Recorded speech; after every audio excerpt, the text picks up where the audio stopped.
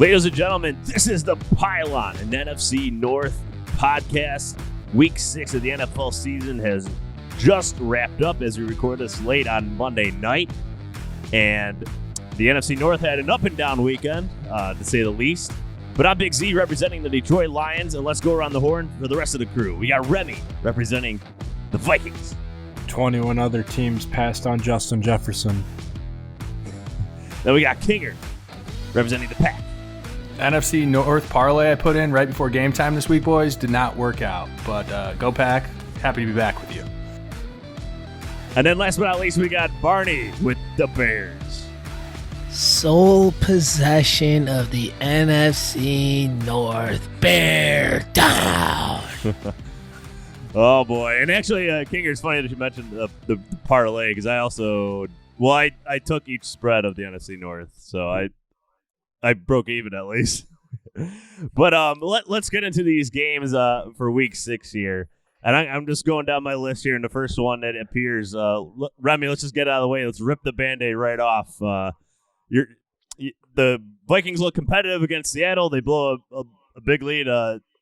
They just get their ass kicked by Atlanta, 40-23. Kirk Cousins throws 3 interceptions in the first half.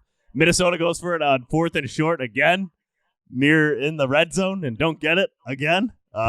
So just go over what you thought. Let's go over, how about your feelings in the first half? What were your feelings in the first half? Kirk Cousins should go? The first half, yeah, I mean, I've seen it before. The Denver Broncos game last year where we actually trailed, I think it was 24-0 and came back and won. So I, was still hoping for, and Kirk played well second half. He still threw for 3 touchdowns. 343 yards, but I mean, let's create a time machine here and let's advance it about 18 hours. There's going to be some changes, I think, within whether it's coaches or players. Zimmer will have his presser at 2, and it's odd because we're going into a bye week, so if the time to make a change, it's now. And I honestly don't think Zimmer will have a job come tomorrow. I think I don't think he should, honestly. You're inches from winning against Seattle. You bounce back at home. They're tied. They have 5 straight home losses. That's tied for a franchise worst. You come in against a 0-5 Falcon team and you just lay a complete dud. You have 3 cornerbacks out there who play the entire game. Kirk Cousins first play of the game throws a pick 6. It's either Mike Zimmer or it's Kirk Cousins, and you can't just bench Cousins for Mannion. And we drafted Nate Stanley in the 7th round. You have to go make a serious pick. I don't know what you do, but it's not Kirk Cousins. And unfortunately, I've been defending Zimmer up until this very second. It infuriates me, and I think the veterans are fed up too. Kyle Rudolph could possibly be on the move too. I don't think he was targeted a single time last game, and he's got a pretty hefty contract. You take it game by game, but you're not benefiting anything from going out there every Sunday and just this piss poor for performance. 40 points? Are you kidding me? Somebody's not going to have a job tomorrow. I don't know if it's a player or a coach. I don't know what. Justin Jefferson and Dalvin Cook and maybe like 4 guys on defense, and you can just go take that whole team away. King or Barney, I'll throw it to one of you. Go ahead and just take that. Do you think Mike Zimmer deserves to be fired as Vikings coach? We'll start with you, Barney. I don't think that you can solely put it on Zimmer, but I understand the frustration. I mean, that's a young team. That was a horseshit game. That was a horseshit game by Kirk Cousins. Throwing 3 picks early on versus possibly the worst defense in the last 5 fucking years. I mean, just an absolute piss poor performance. Hard to put that one on the coach. However, he's definitely not without blame. He's definitely without blame. So just going through his record here. So first year with the Vikings 7-9, then 11-5, 8-8. That 13-3 season, 8-7-1. Didn't make the playoffs that year. Last year, 10-6, won a playoff game on the road against the Saints. It's every other year. It is every other year. Look at it. I've been saying since the podcast, history says we missed the playoffs this year, and the playoffs, even with the expansion, there's where you can't. There's no way. I mean, unless a Minneapolis miracle happens and Cam Dantzler turns into the greatest shutdown corner ever. These guys they don't have reps. They don't have anyone. They don't have anyone mentoring them. They don't have a real leader on that team that wants it. And it's crazy to think that, like, you hear the remarks from Justin Jefferson that he's never been on a losing team and he's putting up these numbers. So he's kind of taking shots like, hey, I'm doing my part. Like, guys need to step up. And Kirk Cousins as a leader, as a quarterback, he's just not that, at least not in Minnesota. I think we also lost our step when look at our defense. Look at our defense from last year and compare it to this year, guys. We lost Everson Griffin. We don't have Michael Pierce, no Danielle Hunter, no Anthony Barr, no Xavier Rhodes, no Mackenzie Alexander, no Trey Waynes, no Anderson Dejo. Those are 8 starters? 8 starters. We have completely new defense, so I pity them there. But all those, no Linval Joseph, I don't think I said him, but our starting defense is all gone and due to financial reasons. And then, so is that management or is that the coach's fault? Sounds like a management thing. What you're laying out, I think right there is a management move. And we extended Spielman. In the offseason, we extended Cousins, Spielman, and then Zimmer. So our 3 biggest investments, it seems like, I mean, in my opinion, Vikings fans, you can read me if I'm wrong, are not looking like our greatest investments. Now, we did obviously extend Dalvin, the chef, the GOAT, Cook, and we obviously hit on the greatest wide receiver in this draft. Jets, baby. Hitting the gritty every touchdown. You love to see it. So, I mean, there's some positives to take away. You know, there's guys stepping up. And I think there's a roster change tomorrow. Kinger, is it fair to, pin it on Mike Zimmer here? I think you have to put some of the responsibility and just ultimately, I mean, what looks like just some basic lack of energy and effort at times from the Vikings this year, specifically on offense, right? So some of that you can put on Zimmer's shoulder. But, I mean, management, when you hear Remy list out right there all those players that have left the Vikings over the last 2 or 3 seasons. One season. Yeah, one season. We okay. lost them all last year. Well, when he really lists them out like that, you realize that was a very, very core and key piece part of that Minnesota defense, right? And although maybe none of those guys are straight superstars, I mean, Anthony Barr is, Danielle Hunter, those are injuries, but they're still on the Vikings roster, just hurt this year. But all those other guys are very good role players that may have been a key part of that Vikings defense that's made them so good over the last few years. You take them away, they're investing in the offense. You have a bunch of young, unproven talent on defense, and I guess maybe I didn't really evaluate the Vikings well enough because I now that I'm actually looking at this, I'm not overly surprised they're struggling because they don't have any playmakers on defense right now. Their safeties are their best players, and I don't even think their safeties have been playing up to par, at least from what I've seen. So they're in a tough spot. They completely blew it against, like I said, a beaten down Atlanta team, but Atlanta came to play, and off Dan Quinn's firing, that offense did pick apart the Vikings defense and look like they were going to play up to their potential. And to your point, exactly, they came off of a team that just got their coach fired, who doesn't know how to freaking grab an onside kick, for that matter.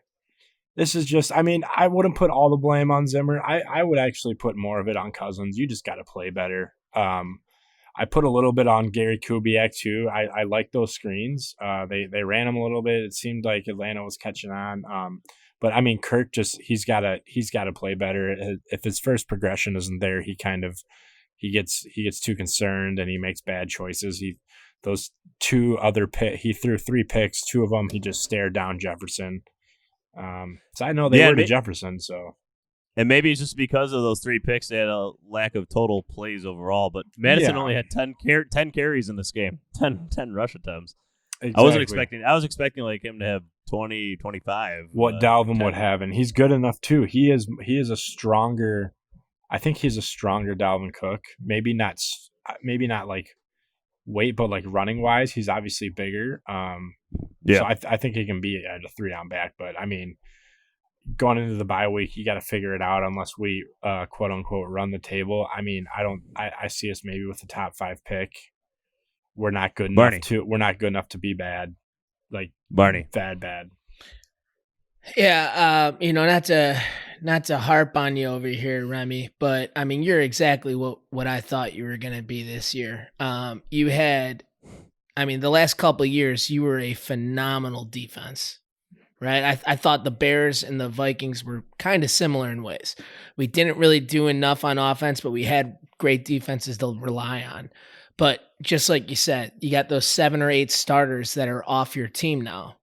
You got these young secondaries. You got a great rushing attack with Dalvin Cook, but an awful offensive line. So it's so volatile on the offensive side itself.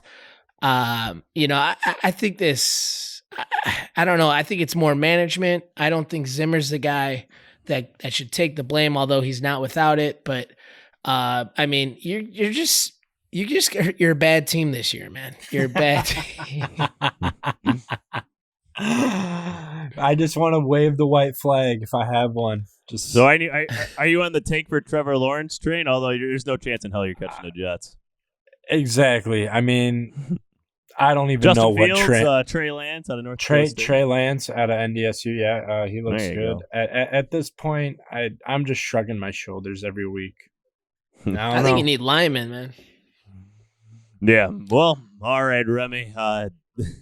I'm sure we'll I would like to. Discussion. What if this is a Viking? What if? What if Minnesota goes and makes a trade for like a Jalen Hurts or something of the sort? Or a Jameis Winston or a Marcus Mariota. You want Jameis Winston? Yeah, bring him in. Come on, bring him into the NFC North. I mean. Hey, Big C, he's still gonna. At least you'll get some touchdowns with it, right? Is he any worse than Kirk? Not this past weekend, no. But I'm sure we'll have more on the Vikings and what's going on there. ESPN, we Bill will. Barnwell We wrote, will. He didn't think Mike Zimmer deserved to be fired. Just to let you know. That was a little harsh game. to me. I'm sorry, Mike Zimmer, if you ever listen to this podcast, which I know you never will. No, but do expect. I do expect some roster changes within the next 12 to 18 hours. And if there are no roster changes, then well, screw you, Remy. You were wrong. They do have those 14 draft picks this year that they made. Exactly. All right. Let's move on to the next game on my list here. And that, of course, is my Detroit Lions with another big victory on the road. Matt Stafford has never lost in the state of Florida. He's 6-0 now. And with his touchdown pass against Jacksonville, he has now thrown a touchdown pass against every team in the NFL except for the Detroit Lions. So congrats to Matt Stafford on that accomplishment as well. They told him about it after the game. He's like, "Oh, that's cool. They can put that on my gravestone, I guess, or something." He didn't really care, but he actually did not even play that good of a game, to be honest with you. 19 of 31, 223 yards, 1 touchdown, 1 interception.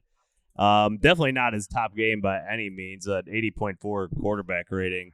But this is a case of finally Matt Stafford didn't have to play like a Hall of Fame quarterback, and they were still able to win the game easily, because this is easily the best all-around Lions performance I've seen and any Lions fan has seen, besides maybe the Sunday night game against the Patriots 2 years ago underneath Matt Patricia. Just in complete dominance. The Lions held the run to like 2.9 yards a carry. That's something that we haven't seen. This is the most points the Lions have ever scored under Matt Patricia, 34 points. 34-16 win, if I didn't mention it. And finally, they gave more opportunities to DeAndre Swift in this game. So I don't know how many people have him in fantasy or how much he's available, but go pick him up because this guy's going to get a lot more carries going forward. 14 carries, 116 yards, and 2 touchdowns. He was 3-1 odds to score a touchdown in this game, by the way. I won on that one really easily right away in the first quarter. It's really nice to have Kenny Golladay back in this lineup, too. He continues to prove that he deserves to be paid as he heads into a contract here. A lot of speculation that he'll be franchised next year because the Lions don't seem to want to give him that big contract. But, I mean, I'm going to go to Barney in this one. Do you think it's worth paying a guy like Kenny Golladay? You kind of have that same situation with Allen Robinson. Kinger, you kind of have it with Devontae Adams. Is it worth having that number 1 wide receiver? Is it worth paying him as a top 5 guy? Because that's what he's going to want to be paid. He's probably going to want to be paid $19, $20 million, kind of Hopkins money. Golladay has performed as it. Golladay has 100 less yards than Calvin Johnson did up to this point in his career. I want to go around and get people's opinion if they think Kenny Golladay is worth the money based on what you've seen with him in a Detroit Lions uniform. I'll start with you, Kinger. What do you think? I mean, I don't know that Golladay is worth elite money. I think he's a very, very good wide receiver. Top 5, top 8 money in the league. I don't know about that. We got Devontae Adams when we signed him a couple years ago. We got him still when the wide receiver market was a little bit below what it was now. So we got him, a little bit less than what the average wide receiver is going for at the moment. But the Packers were also in a unique situation where Devontae's our guy. That's all we have there, right? So, the Lions, probably a little bit better, deeper receiving core there. Golladay, we'll see. He's a big part of that offense. Is he do they need to keep him right now? Probably, but we'll see if he's really if they need to pay him. Are the Lions really in a position where they're going to compete, or is he going to be a part of the plan long term? Yeah, Barney. Kenny's got to finish this year off strong, right? You said up to this point he's doing respectable numbers as compared to Calvin Johnson, and that's something to tip your cap to. But I've been saying for a while, Kenny Golladay is going to be a Bear next year. I'm sorry, he's not signing with you guys, but in terms of paying him, yeah, I mean this comes down to the business side of football, right? You gotta as a Detroit organization do your best to try to not give him that top 5 money. I think he's probably right around. You can make a case for 7th best to 12th best wide receiver in the league. He's right in that area. I think everyone that's kind of right in that area is you can interchange it wherever your allegiance lies. But I mean, he's a stud. He's worth definitely a contract that's significant. But you got to, that's the X's and O's on the business side that Detroit Lions got to do to make sure that they don't, overpay for him. But he's definitely a staple of that offense, and that helps out somebody like Stafford, because going forward, when Stafford's going to be done, it's do you want a crazy contract with whoever the hell the next quarterback's going to be? Yeah, I mean, after Stafford's probably going to be a rookie quarterback on the cheap. That's why I also like the idea of, but Stafford has 2 more years left in his contract before he becomes tradable, so they might extend him, and that'll be costly again. It's an interesting game to play. That's why I think the Lions are kind of stuck, and that's why they're going to franchise him most likely. They get him for that extra year, because I'm telling you, watching this offense with and without him in the game, it's a pretty big difference. And Matt Stafford still does a good job with the receivers that he had, like Marvin Jones and Amendola and such, but with Golladay in, it's just a guy that, like, on an offside, for instance, there's an offsides in this game. Matt Stafford immediately knows who he's throwing it up to in that moment. He's lobbing it up to Kenny Golladay. In this case, it was for a 40-yard pass successfully. That type of guy changes the game, and it's rare to find a guy like that for every team in the NFL. Something else, I had a few other notes on this game. The Lions used all 8 offensive linemen that they had on their active roster for the game. That's because first of all, they had some jumbo packages, but then they also had 2 guys leave because of dehydration, which is troubling. You're going to play a game in Florida. You should probably make sure you're hydrated. That's those Miami strip for clubs, any man. game, you should be hydrated. I know, but it's not a mystery. They're going to play in 85 degrees. Like it's maybe it's not like they woke up in Minnesota like a random hot day in Minnesota in February or something. Maybe in 12 to 18 hours, it won't be a Viking employee fired. It'll be the equipment manager, the hydration manager. Yeah, the water boy. I also want to give credit to Matt Patricia for finally changing up his play calling. He's relied on the man-to-man defense more than anybody else the last 3 years in the NFL, over 70% of the time on average. And in this game, he only played man 33% of the time, at least according to ESPN. And it worked out heavily in his favor. The Lions got the most pressure they've gotten in a long time on the quarterback. Now, I say all this is against the Jaguars. So, while this is the best game under Patricia we've seen in a long time, there's hesitation because it's against probably bottom 3 team in the league. But they did what they needed to do, and that was encouraging. Because the Jags did beat the Colts early in the year. They've been competitive with a couple other teams, but they did what they needed to do, and now they're going to move on to Atlanta next week. Where hopefully they don't pull a Minnesota Vikings on defense, Remy. Remy. So do you know like what the message going around that locker room is with Patricia now? Like, are they bought in with him? I know there's been that reputation that he doesn't get along with play. I mean, that he's quote unquote a dickhead. I mean, those quotes that you're referring to have been from people that were there, like Darius Slay, Quandre Diggs. Gotcha, yep. Other that have moved players on. There were players that were there before Patricia and Bob Quinn both got there. They were part of the Jim Caldwell era, and Jim Caldwell is a very friendly players coach. But Matt Patricia, obviously from the Bill Belichick, the Navy school of football, where they're hard nosed and don't give a lot of encouragement. I guess a lot of criticism. Can bench anybody anytime, that type of thing. A lot of conditioning and practice, things of that nature. In this past year, the locker room definitely seems closer than it's ever been in terms of being behind Patricia, not criticizing him behind closed doors or anything like that. But yeah, so I definitely feel like they're more cohesive than they've ever been, especially because they have like half the roster is ex-Patriots now. So especially on defense.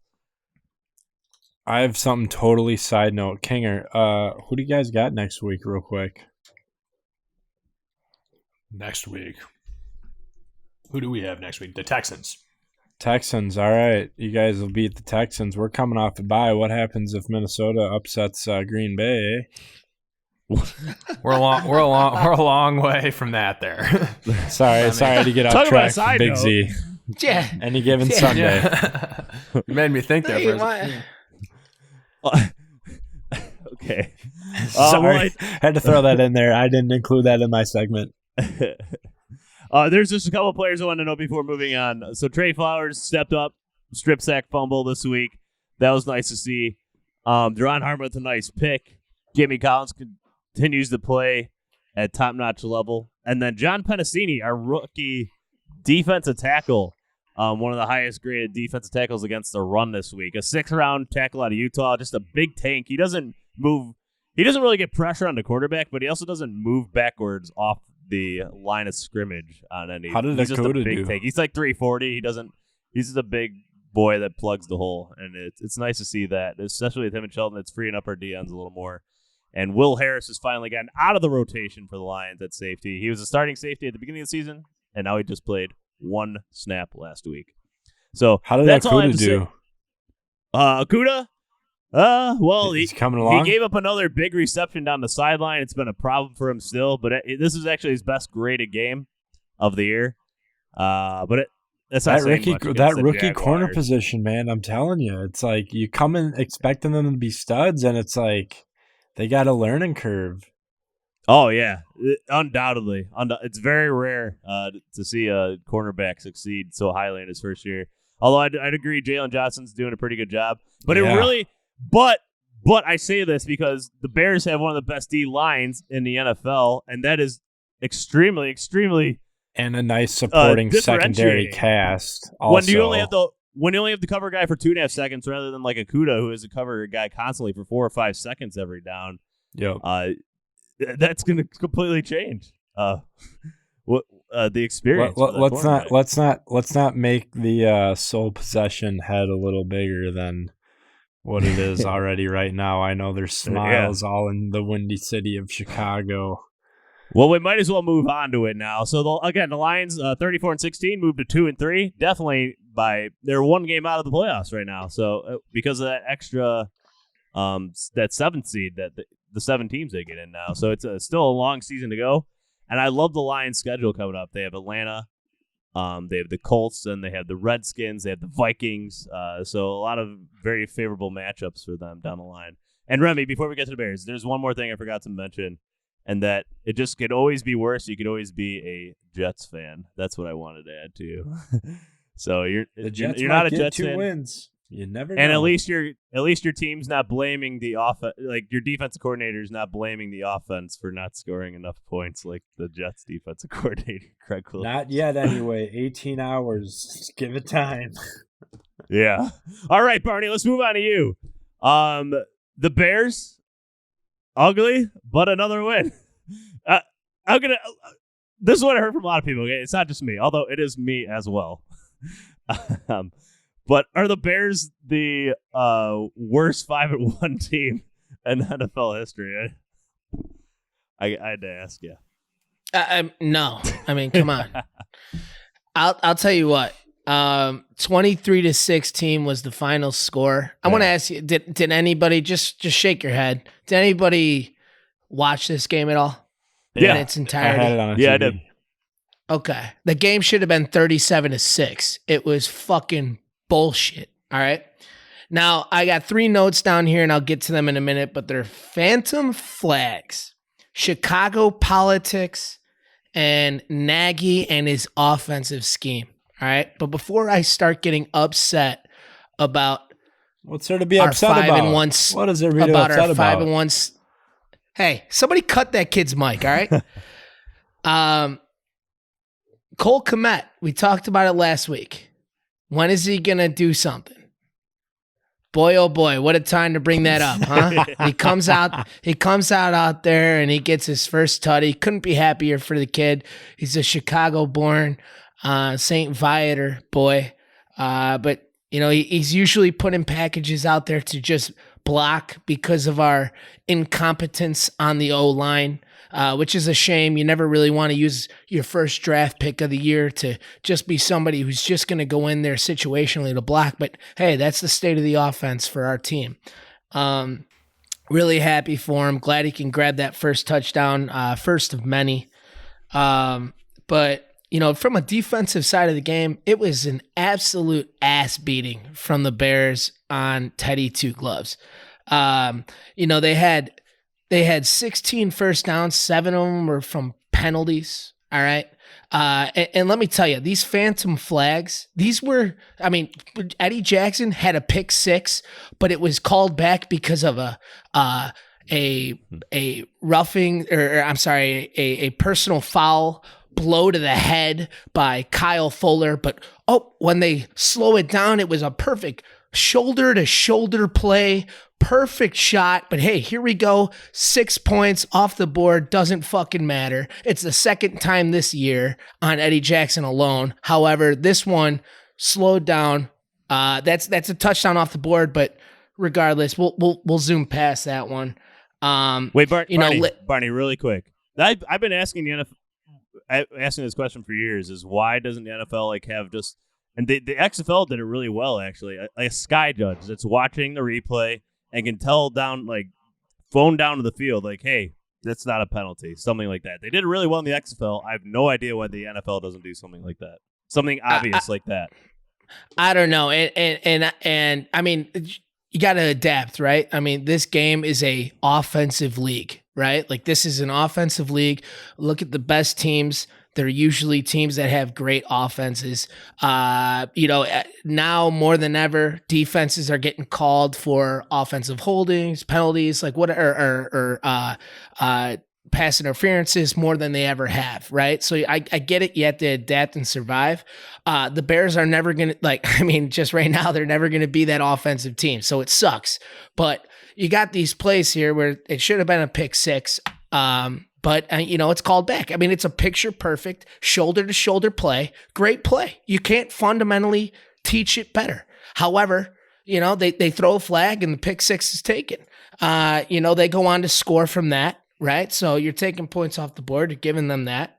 Then late in the game in the fourth quarter, they throw up a heave in the end zone for like 45, 50 yards.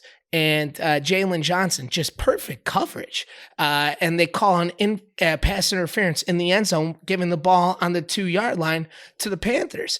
And you got Jonathan Vilma, who I think is a dog shit analyst. And he's sitting there and he's saying, Kenny Albert, what the hell are you looking at? That is picture perfect coverage here. There's not a bump. There's nothing. But they call pass interference in the end zone for no reason.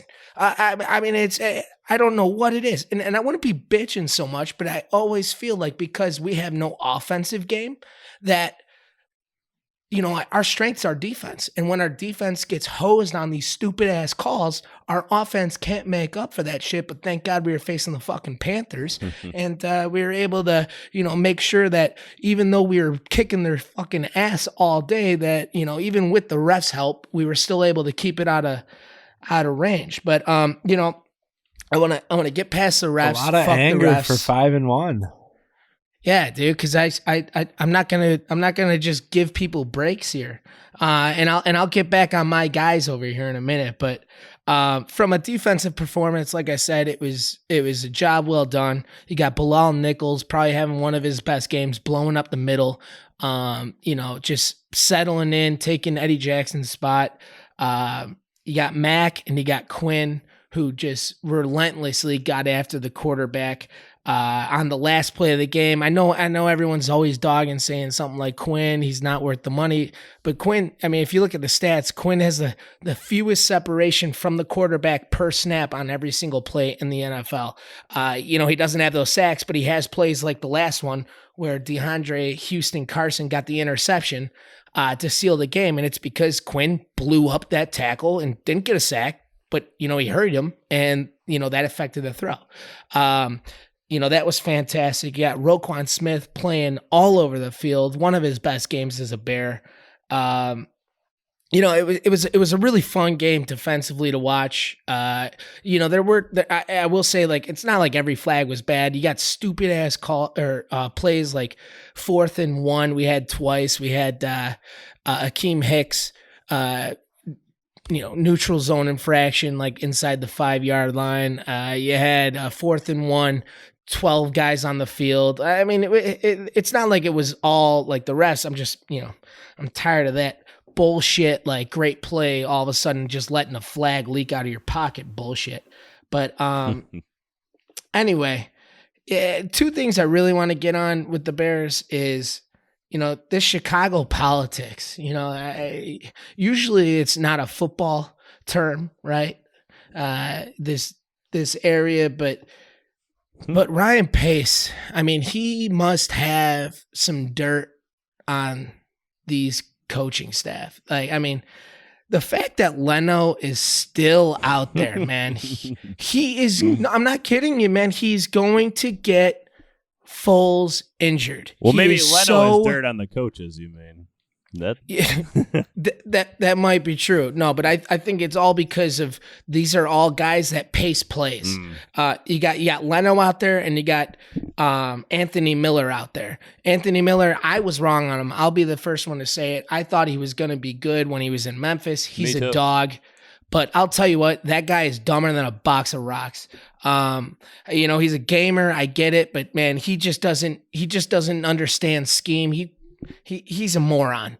But Leno, he just ushers defensive linemen to our quarterback. And Foles, I mean, he was wearing a white shirt. By the end of the game, it looked like it was green. It's stupid how we can bench somebody like Trubisky and we can't bench a shitty left tackle. I swear, if you just walked outside, on Lakeshore Drive, right outside Soldier Field, you'd find anyone on the street that can provide just as much talent as Charles Leno. But I'm done with that. The real person that pisses me off on this game, and it's good to be pissed off on a win. All right, so I am happy about that. But Jesus Christ, is Nagy in over his head, man? I mean, we got to get an offensive coordinator in that can call plays themselves and just make Nagy shut the fuck up. He's so predictable. I think personally, because of our awful offensive line, that we should have tight ends helping out and chipping in. When we run 2 tight ends, 85% of the plays are running plays. We'll get 9 yards of play on first down, and then we'll take those guys out and go trips. And it's like, dude, like you tell everybody when you're running the ball and when you're passing the ball. You're so easy to defend because half the time that ball that's being passed is going to Allen Robinson anyway. So really all you got to fucking tell is, hey, are they running it? Oh, it's going to the running back. Oh, are they passing it? It's going to Allen Robinson. I don't know. You listen to his press conference after the game and he's saying, oh, once we get clicking, we're going to be exciting. It's like, dude, it's week 6. You're in your, third year? When the fuck is this going to click? What are you talking about when this gets clicking? What do you think? We had fucking 63 yards on 25 carries. What do you mean when this is going to get clicking? Do something. You are the fucking root of the problem. What did you think of Nick Foles in this game? He that was a terrible pass on the interception right after that nice fumble forced. I was just like flabbergasted he even tried throwing that ball. And he's had a few of those in some of these games where it's a terrible pass, but there's like almost too many defenders there and they all fight over an interception. He's gotten away with a lot of bad throws, I think, more so than the stats show. Yeah, and this wasn't Nick Foles' best game, that's for sure. He was able to do enough to win the game. The defense, won the game, but on that play specifically, not a bad choice. He said it in the press game afterward.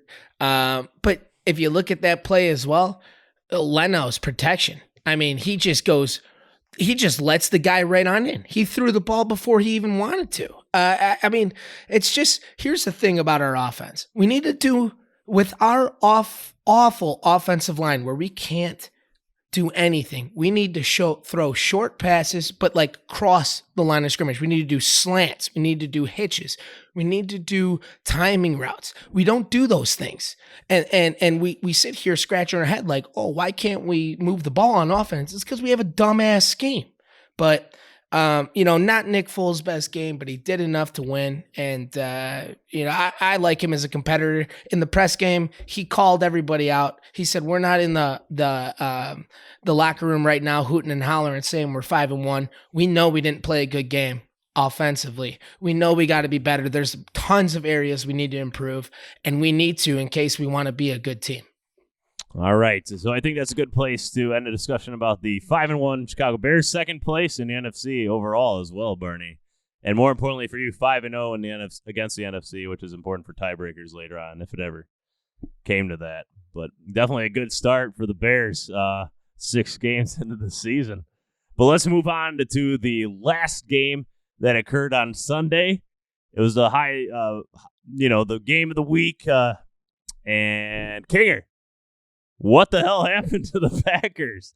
Especially the offense. Even the Bears offense scored double the amount of points against his Tampa Bay defense than the Packers offense. What's the deal? What a weird game, boys.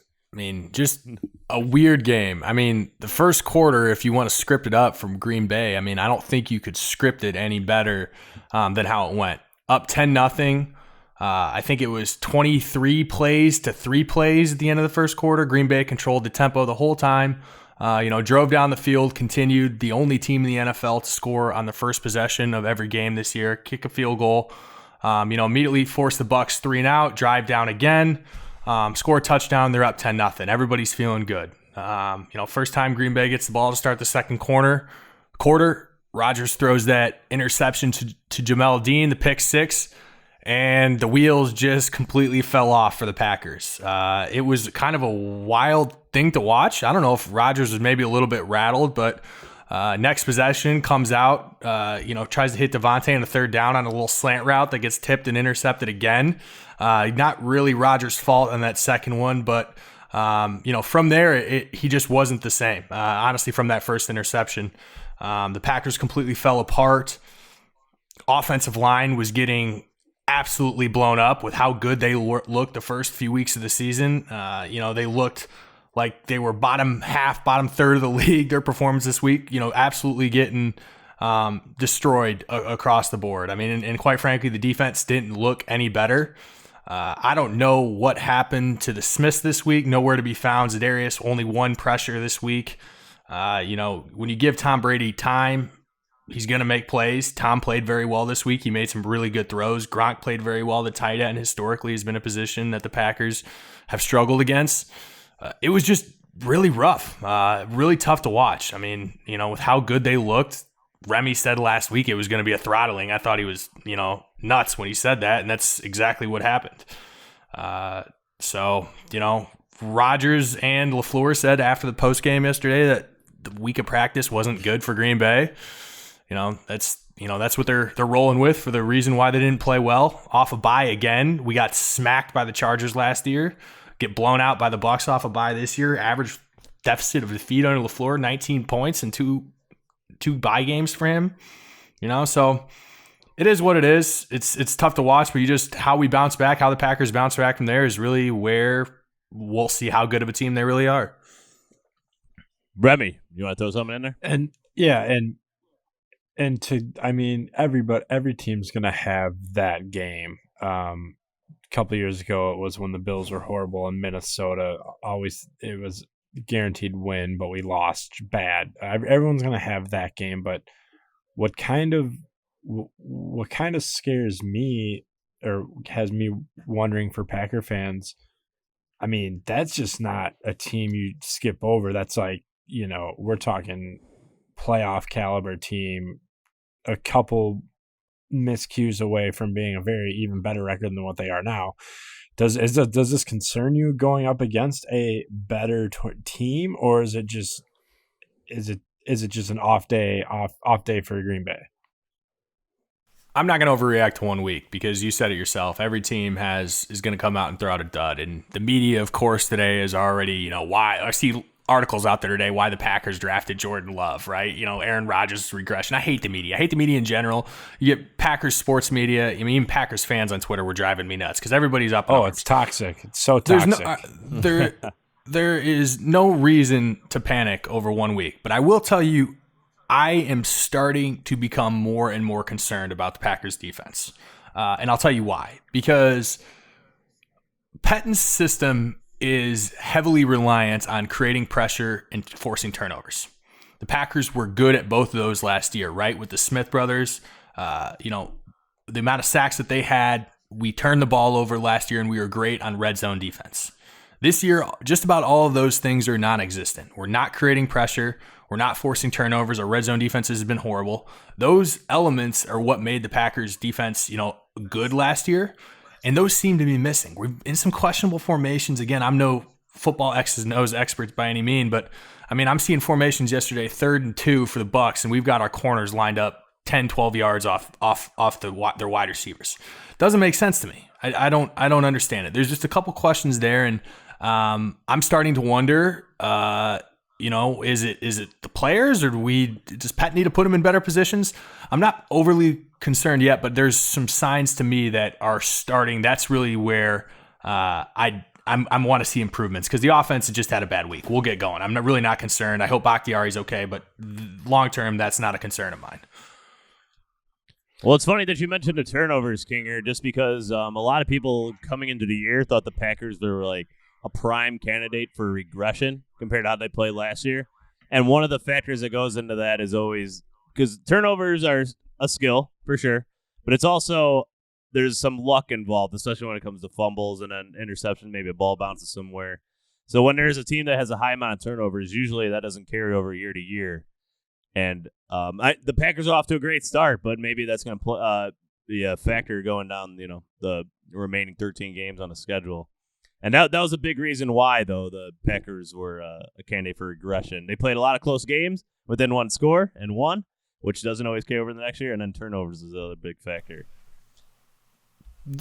I could understand that, but also I don't think they even began to take into account Rodgers in the second year of LaFleur's system. And I think up until this week versus a very good defense, they've proven that that's been the case. But it's been a concern. Like you said, there's no turnovers. Green Bay needs to force turnovers. That's a staple of their defense, and it hasn't happened. Barney. Kinger, I just want to ask, I know at this point the game was already over when they took Rodgers out, right? Mm-hmm. But were you shocked that Love wasn't the one that was put in just to see, hey, just get some experience. We're not looking for you to do great. He wasn't put in. We just want you to go out there. No, Love wasn't even active. They haven't even been activating him so far this season. So he's the third string. It was going to be Tim Boyle from the start. He's the backup quarterback. But if you're drafting a first-round quarterback, don't you want him they're in the quarterback room. Don't you want him on the sideline with the tablet going over the mistakes? He's on the sideline. He's not suited up. He's not active. He's not suited up. Yeah, right. He's not active. So, okay. I mean, do you think the Packers are kind of having a little bit of buyer's remorse on it? Because I am seeing a lot of stuff saying that from Packer sites that Boy is, just from a practice perspective, and it's early in his career, but boy, is he nowhere near what a decent quarterback should look like. I don't know that I've heard that, but there's definitely been no, he needs work. He's young in the system, but it doesn't matter. It does not matter. He is not going to be in this conversation, I don't think, for a couple more years. How about Josh Jackson? Josh Jackson coming out of Iowa, I was so mad you guys got him. He's great. And then, he comes in and he's getting limited. He started off hot and then he got limited. I guess you guys have depth, but I think he gave up a huge gain. And I'm expecting Josh Rambo to get a little better. Josh played okay yesterday. He did give up a couple big plays. That pass interference specifically, but that's such a tough play for a corner when the ball's underthrown like that. Right. It's almost assuredly going to be a PI every time. But he didn't even turn his head on that one, so there was no doubt, no matter what. But he made some plays. Yeah, go ahead, Big Z. Kenny Clark graded out really poorly in this game. I should mention he's got maybe just getting back into game mode. And then your middle linebacker Chris Barnes was the worst rated middle linebacker in the NFL this past week. Chris really was playing well up until this point, did not perform this week. And Kenny Clark, he was originally supposed to get in there and play every other series. And they were going to have him on every other third down as well because that groin is still bothering him. But Tyler Lancaster went down, so they didn't have a choice but to play him more. Luckily, Montravius Adams came in and actually had himself a productive afternoon. Blew up a couple run plays. He was a bright spot on the defense. But, yeah, the plan was not for Kenny Clark to go. He's still battling that, which is it's concerning going forward.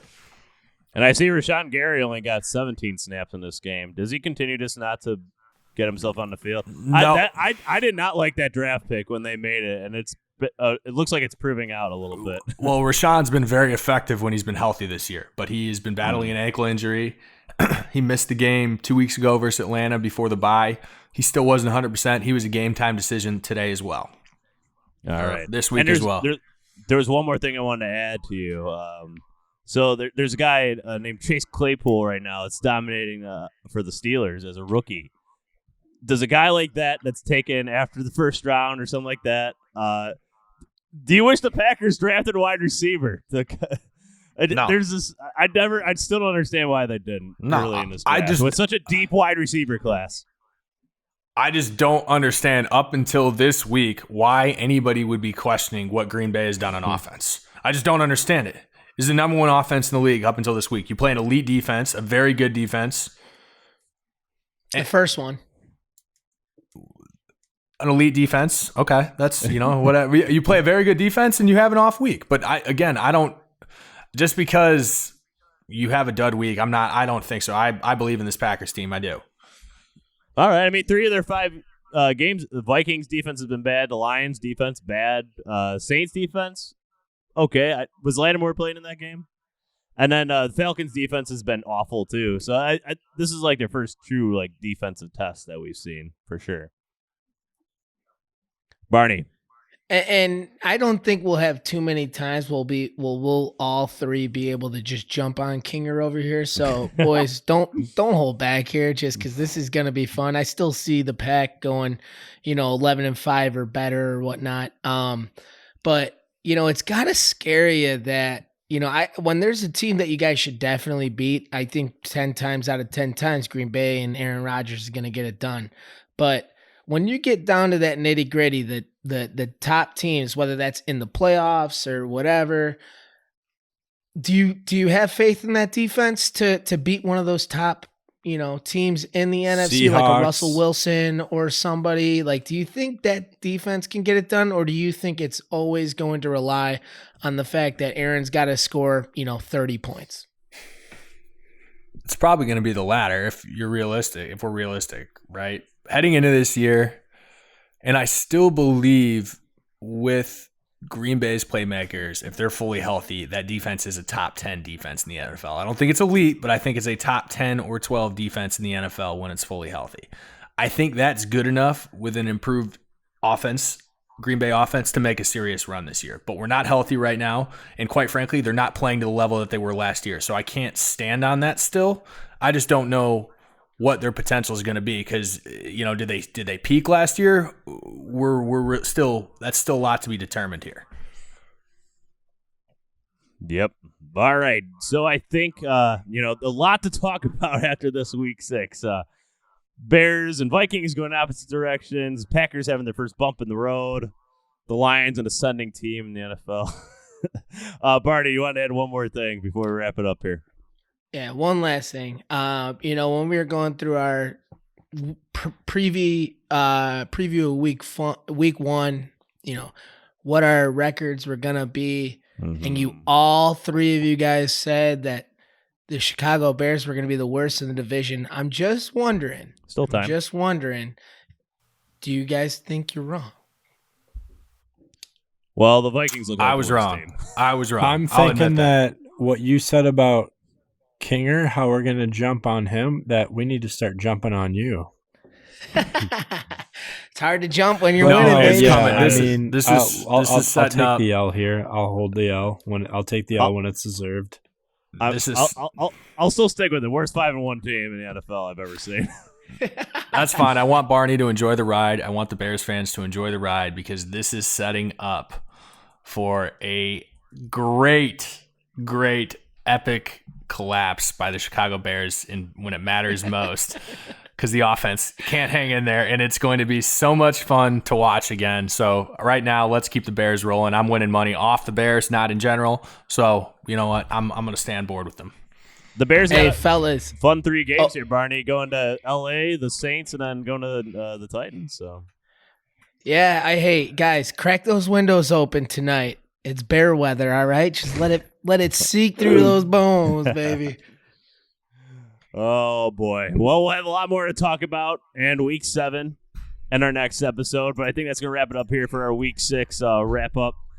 But a lot to talk about and a lot more to look forward to as we go forward here. But we want to thank everybody for listening. This has been the Pylon and NFC North podcast. Please follow us on Instagram at the Pylon. Please leave a review and subscribe to this podcast, and please share it. Start listening. We also break it down, on descriptions too. So if you want to just hear about your team, go to that part of the episode and so on and so forth within the episode. But Apple, Spotify, etc., wherever you get your podcasts, we're there. But thank you, everybody, for listening. Again, this is the Pylon NFC North podcast, and we'll see you later this week for Week 7 preview and best bets.